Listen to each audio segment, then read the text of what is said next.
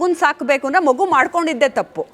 C ಇಲ್ಲಿ ಮಾನವೀಯತೆ ಮುಖ್ಯ ಆಗುತ್ತೆ, ಹುಡುಗ ಹುಡುಗಿ ಅಂತಲ್ಲ. ಇವಾಗ ಮೀರಾ ಅವ್ರು ಹೇಳ್ತಿದ್ದು ರೇಷಿಯೋ ಪ್ರಕಾರ ಆ ರೀತಿ ಪ್ರಕರಣಗಳನ್ನ ಹುಡುಗರು ಜಾಸ್ತಿ ಮಾಡಿರ್ತಾರೆ, ರೇಷಿಯೋ ಪ್ರಕಾರ ನೀವು ತಗೊಂಡ್ರೆ ಹುಡುಗಿರ್ ಕಮ್ಮಿ ಮಾಡಿರ್ತಾರೆ. ಅದು ಮೊದ್ಲಿಂದ ತಲತಲಾಂತರಗಳಿಂದ ನಡ್ಕೊಂಡ್ ಬಂದಿರೋದು, ಅದ್ರಲ್ಲೇನು ಆರ್ಗ್ಯುಮೆಂಟ್ ಬರೋದಿಲ್ಲ. ಯಾಕೆಂದ್ರೆ ಫಿಸಿಕಲಿ ಕೂಡ ಅವ್ರು ಸ್ಟ್ರಾಂಗ್ ಆಗಿರ್ತಾರೆ. ಈಗ ನಮ್ಮೇಲೆ ಎಷ್ಟೋ ಜನರಿಗೆ ಮನೆಯಲ್ಲಿ ಡೊಮೆಸ್ಟಿಕ್ ವೈಲೆನ್ಸ್ ಅದ ಕೈಯೆಲ್ಲ ನುಲ್ಸ್ಬಿಟ್ಟು ನಮ್ಮನ್ನ ತಳ್ಳಿಬಿಡ್ತಾರೆ. ಅದೇ ನಾನೊಬ್ಬ ಹುಡುಗನ್ ನಂಗೆ ಮಾಡಕ್ ಆಗಲ್ಲ.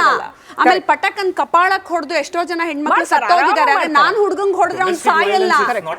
ಐನೋ ಸರ್, ಅದನ್ನೇ ನಾವ್ ಹೇಳ್ತಾ ಇದ್ರೆ ಅತುಲ್ ವಿಚಾರದಲ್ಲಿ ಆಗಿರೋದು ನಿಜವಾಗ್ಲೂ ತಪ್ಪು. ಯಾಕೆ ಗೊತ್ತಾ, ಆದ್ರೆ ಅವ್ರು ಅಷ್ಟು ಸೂಕ್ಷ್ಮವಾಗಿ ಮನನೊಂದು ಸೂಸೈಡ್ ಮಾಡ್ಕೊಳ್ಳೋದು. ಇವಾಗ ಕಮಿಷನರ್ ಆಫೀಸ್ ಅಲ್ಲಿ ಕೂತ ತುಂಬಾ ಕೇಸ್ಗಳು ಆ ರೀತಿ ಬಂತು. ಸರ್ ಮಗುನ್ ನೋಡಕ್ಕೆ ಬಿಟ್ಕೊಡ್ತಾ ಇಲ್ಲ, ನಾನು emotionally attach with my baby ಅಂತ.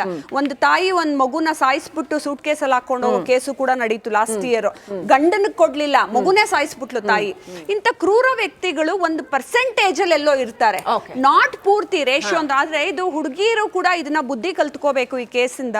ಏನು ಅಂತ ಹೇಳಿದ್ರೆ ಅವ್ರು ತುಂಬಾ ಜನ ಹೆಣ್ಮಕ್ಳು ಹೋರಾಡ್ತಿದ್ದಾರೆ ಕೋರ್ಟ್ ಅಲ್ಲಿ. I do understand, I support them.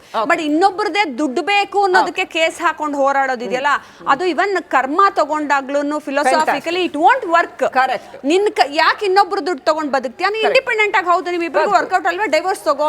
ನೀನ್ ಮಗುಗ್ ಇಬ್ರಿಗೂ ಒಂದು ಕೋರ್ಟ್ ಕೊಡತ್ತ, ಅವ್ರ ಮನೇಲಿ 15 ದಿನ, ನಮ್ಮಲ್ಲಿ 15 ದಿನ ಅಂತ.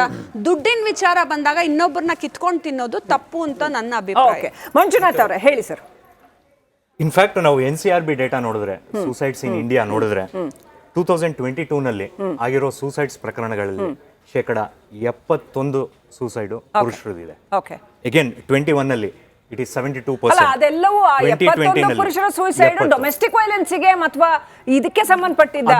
ಅದರಲ್ಲಿ total 34% are related to marriage issues ಅಂತ. We have clear NCRB data. When marriage issues are concerned, ಅದರಲ್ಲಿ ಸೂಸೈಡ್ ಕೇಸ್ಗಳು ಗಂಡಸರದ್ದೇ ಜಾಸ್ತಿ ಅಂತ ಹೇಳ್ತೀರಾ ನೀವು?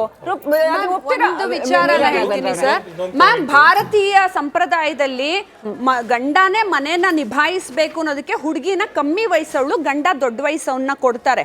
ಸೊ ಇದೇನ್ ಗೊತ್ತಾ, ಹುಡುಗಿನೂ ಎಲ್ಲವನ್ನು ಬಿಟ್ಟು ಒಂದ್ ಮನೆಗೆ ಹೋಗಿರ್ತಾಳೆ. ಸೊ ಅವನು ಸೂಸೈಡ್ ಮಾಡ್ಕೊಳ್ಳೋಷ್ಟು ವೀಕ್ ಆಗಬಾರ್ದು ಗಂಡು. ನಾನು ಹೇಳೋದು ಅವ್ನು ನಿಭಾಯಿಸಬೇಕು ಅಥವಾ ಒಂದು ಇತ್ಯರ್ಥಕ್ಕೆ ತರಬೇಕು. ಕವಾಡ್ ತರ ಎಸ್ಕೇಪು ಹಾಕೂಡ್ದು. ಇವಾಗ ಎಲ್ಲರ ಮನಲ್ಲೂ ಪ್ರಾಬ್ಲಮ್ ಬರುತ್ತೆ. ದ್ವಾಪರ ಯುಗ ತ್ರೇತಾಯುಗದಲ್ಲಿ ಎಲ್ಲರ ಮನಲ್ಲೂ ಪ್ರಾಬ್ಲಮ್ ಬರ್ತಿತ್ತು. But they use to come out and stand like this and solve everything. ನೀನ್ ಹೋಗಿ ಆತ್ಮಹತ್ಯೆ ಮಾಡ್ಕೊಂಡ್ಬಿಟ್ಟು ಹೆದರ್ಕೊಂಡು ಓಡೋದ್ರೆ ಸೊಲ್ಯೂಷನ್ ಅಲ್ಲ. ಆಮೇಲೆ ನಿನ್ನ ಮಕ್ಕಳೇ ನೀನೇ ದುಡಿಬೇಕು. ಯಾಕೆ ಒಂದ್ ಹೆಣ್ಣನ್ನ ಗಂಡನ ಮನೆನ ನೋಡಿ ಕೊಡ್ತಾರೆ ಅಂದ್ರೆ ಅವ್ನು ನಿಭಾಯಿಸ್ಕೋತಾನ. ಆಗ್ಲಿಲ್ವಾ ಅದನ್ನ ಓಪನ್ ಆಗಿ ಹೇಳು, ಒಂದ್ ಇತ್ಯರ್ಥ ಮಾಡ್ಕೊಡು, ನೀನು ಇನ್ನೊಂದ್ ಮದ್ವೆ ಮಾಡ್ಕೊ. ಇವತ್ತು ಅತುಲ್ಗೆ ಇವತ್ ಕೇಸ್ ಹಾಕಿ ಇವತ್ ಸೂಸೈಡ್ ಮಾಡ್ಕೊಂಡಿದ್ರೆ ಒಪ್ತಿದ್ದೆ ನಿಮ್ಮ ಮಾತನ್ನ. ಅವ್ರ ಆತರ ಆಗಿಲ್ಲ. ಒಂದ್ ನಿಮಿಷ ಆದ್ರೆ ಈ ತರ ಆಗಿಲ್ಲ. ಅವ್ನಿಗೆ 2 ವರ್ಷದ ಕೇಸ್ ಒಂದಾದ್ಮೇಲೆ ಒಂದು ಕೇಸ್ ಹಾಕಿ ಅವ್ನ ಟಾರ್ಚರ್ ಕೊಟ್ಟು ಯಾವ ಲೆವೆಲ್ಗೆ ತಂದಿದ್ದಾರೆ ಅಂದ್ರೆ ಅವ್ನಿಗೆ ಇನ್ನೇನು ದಾರಿ ಉಳಿದಾನೆ ಸೂಸೈಡ್ ಮಾಡ್ಕೊಂಡಿದ್ದ. ಅದ್ ಮಾಡ್ಕೊಂಡ್ಬಾರ್ದಿತ್ತು, ಇನ್ನೊಂದು ವಿಷಯ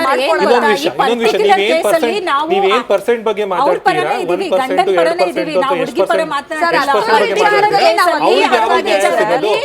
ಎಷ್ಟು ಪರ್ಸೆಂಟ್ ಬರೀ ಕಮ್ಮಿ ಪರ್ಸೆಂಟ್ ಅಂತ ಹೇಳ್ಕೊಂಡೆ ಕಾಲ ತಳ್ತೀವ.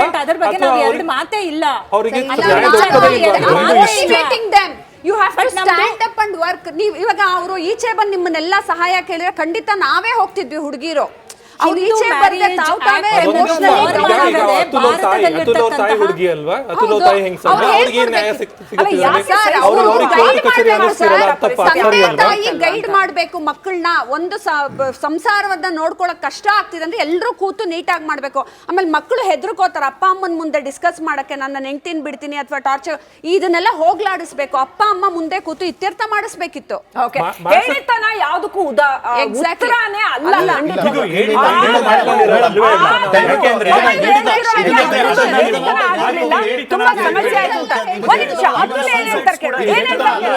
ಅತುಲ್ ಮಾತನಾಡಿದ್ರು. ಲಕ್ಷಾಂತರ ಸಂಖ್ಯೆಯಲ್ಲಿ ಇದ್ದಾರೆ.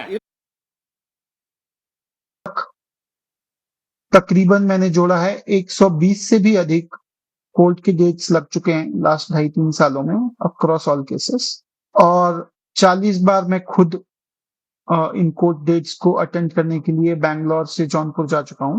इसके अलावा मेरे माता पिता और भाई को भी अक्सर कोर्ट के चक्कर काटने पड़ते हैं। ಈಗೂ ಕೇಳೋದೇನು ಅಂದ್ರೆ ಈ ಸೇವ್ ಇಂಡಿಯನ್ ಫ್ಯಾಮಿಲಿ ಫೌಂಡೇಶನ್ ಜೊತೆಗೆ ಅತುಲ್ನ ಸ್ನೇಹಿತರಿದ್ದೀರಿ, ಇಂಥದ್ದು ಪ್ರಕರಣ ಯಾವ ಕಾರಣಕ್ಕೂ ಮರುಕಳಿಸಬಾರ್ದು. ಇನ್ಯಾವ ಗಂಡು ಕೂಡ ಈ ಪರಿಸ್ಥಿತಿ ಏನೇ ಬರ್ಲಿರಿ ಅದನ್ನ ನಾನು ನಿಭಾಯಿಸ್ತೀನಿ, ಹೊರಗಡೆ ಬಂದು ಸಮಾಜದ ಸಪೋರ್ಟ್ ತಗೋತೀನಿ, ಗಟ್ಟಿಯಾಗಿ ನಿಲ್ಬೇಕು. ಆ ಕಾರಣದಿಂದ ಈ ಪ್ರಶ್ನೆ ಕೇಳ್ತಾ ಇದ್ದೀನಿ.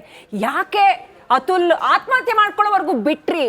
How did you let this happen? ಅವ್ರ ಜೊತೆಗೆ ಹೋಗಿ ನಿಲ್ಬೇಕಾಗಿತ್ತು, ಅವ್ರಿಗೆ ಸಪೋರ್ಟ್ ಮಾಡಬೇಕಾಗಿತ್ತು, ಅಥವಾ ಅವ್ರನ್ನ ಅವರು ಸ್ವಲ್ಪ ಭಾವನೆಗಳು ಕಡಿಮೆ ಎಕ್ಸ್ಪ್ರೆಸ್ ಮಾಡಿರಬಹುದು, ಬಟ್ ಹೋಗಿ ನಿಂತು ಜೊತೆ ನಿಂತು ಬಾರಪ್ಪ ಅದೇನಿದೆ ನೋಡೋಣ ಬಾ, ನಾವು ಯಾಕೆ ಸಾಲ್ವ್ ಮಾಡೋಕ್ಕಾಗಲ್ಲ, ಯಾಕೆ ಮಾಡಲಿಲ್ಲ? ಯಾಕೆ ಹಿಂಗಾಯ್ತು? ಇಂಥ ಪರಿಸ್ಥಿತಿ ಯಾಕಾಯ್ತು? ಮೇಡಮ್, ಒಂದು ವಿಷಯನ ನಾನು ಇಲ್ಲಿ ಕರೆಕ್ಟ್ ಮಾಡಲಿಕ್ಕೆ ಬಯಸ್ತೀನಿ. ಇದು ಅತುಲ್ ಅವ್ರದ್ದು ಏನು ಇವತ್ತು ಅವ್ರು ನಮ್ಮ ಜೊತೆ ಇಲ್ವಲ್ಲ, ಅದನ್ನ ನಾನು ಆತ್ಮಹತ್ಯೆ ಅಂತ ಹೇಳಲ್ಲ. ಅವನು ಒಂದು ತ್ಯಾಗ ಮಾಡಿದ್ದಾನೆ. ಅವನು ತ್ಯಾಗ ಇಲ್ಲ ಮೇಡಮ್, ಅದು ಏನು ಅಂತಂದ್ರೆ ಅವ್ನ ಸಿಸ್ಟಮ್ ಇಂದ ಎಷ್ಟು ಬೇಸತ್ತೋಗಿದ್ದ ಅಂತಂದ್ರೆ ಅವನು ಸುಯಿಸೈಡ್ ನೋಟ್ ಅಲ್ಲಿ ಅವ್ನು ಸ್ಟಾರ್ಟಿಂಗ್ ವಿಡಿಯೋ ಸ್ಟಾರ್ಟಿಂಗ್ ಅಲ್ಲಿ, ಆಮೇಲೆ ಡೆತ್ ನೋಟ್ ಸ್ಟಾರ್ಟಿಂಗ್ ಅಲ್ಲಿ 5 ಜನಗಳ ಹೆಸರು ತಗೊಂತಾನೆ. ಅದರಲ್ಲಿ ಪ್ರಮುಖವಾಗಿ ಒಬ್ರು ಜಡ್ಜ್ ಹೆಸರು ತಗೊಂತಾರೆ. ಅದು ನಾವು ಜಡ್ಜ್ ಹೆಸರು ನಾವು ತಗೊಳ್ತಾ ಇಲ್ಲ ಇವಾಗ. ಅತುಲ್ ಅವ್ರು ಖುದ್ದಾಗಿ ಜಡ್ಜ್ ಹೆಸರು ತಗೊಂಡು ಹೇಳ್ತಾರೆ, ಇಂಥ ಜಡ್ಜ್ ನನ್ನಿಂದ ಸಮಸ್ಯೆ ಇದೆ ಅಂತ ನಾನು ಕೋರ್ಟಿಗೆ ಬಂದ್ರೆ ಜಡ್ಜ್ ಹೇಳ್ತಾರೆ ನನಗೆ 5 ಲಕ್ಷ ಕೊಡು, ನಾನು ನಿನ್ನ ಮ್ಯಾಟರ್ ಸೆಟಲ್ ಮಾಡ್ತೀನಿ ಅಂತ ಹೇಳ್ತಾರೆ. ಅಂದ್ರೆ ಮೊದಲೇ ಮತ್ತು ಯಾರಾದ್ರೂ ಸ್ಟೇಷನ್ಗೆ ಅಥವಾ ಕೋರ್ಟ್ಗೆ ಹೋಗ್ಬೇಕು ಅಂತಂದ್ರೆ ಅವ್ರ ಮನೆಯಲ್ಲಿ ಸಮಾಲೋಚನೆ ಮಾಡಿ ಅದು ಆಗದಿದ್ದಾಗಲೇ ಮನುಷ್ಯ ಕೋರ್ಟಿಗೆ ಹೋಗೋದು ಹೊರತು ಯಾರು ಸುಮ್ಮನೆ ಕೋರ್ಟಿಗೆ ಹೋಗಲ್ಲ.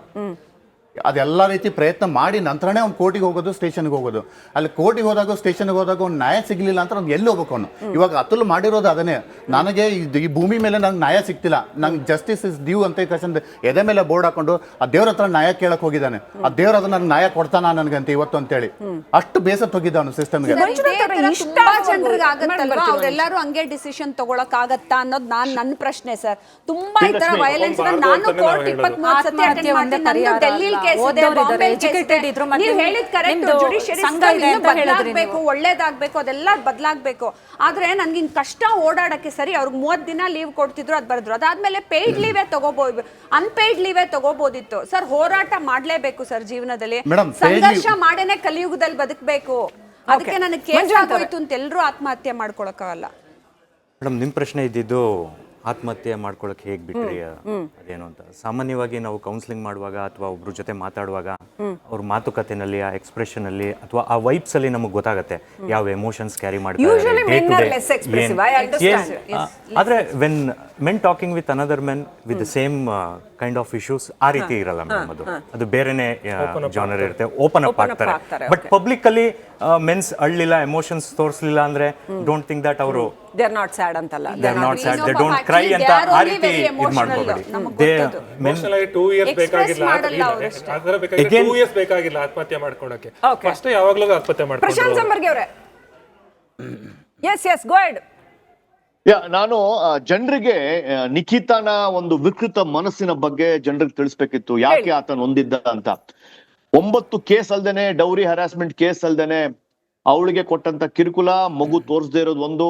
ಎರಡನೇದು, ತನ್ನ ಗುದದ್ವಾರವನ್ನ